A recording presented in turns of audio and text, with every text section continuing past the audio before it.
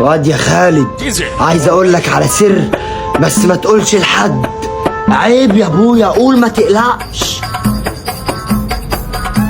انا كسبت عربية مرسيدس. ايه؟ احلف يا ابويا، كسبتها ازاي دي؟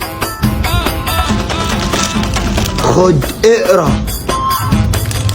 مبروك كسبت عربية مرسيدس. ده بجد يا ابويا؟ طب هتعمل فيها ايه؟ مش عارف بصراحة، بفكر اقلبها تاكس. لا مش هينفع يا حاج، دي مرسيدس.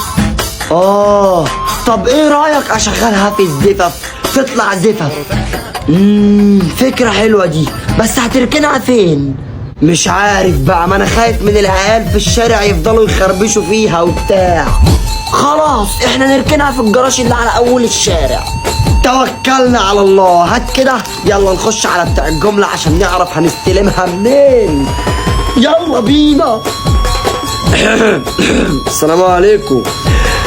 بعد اذنك احنا كسبنا مرسيدس، اتفضل.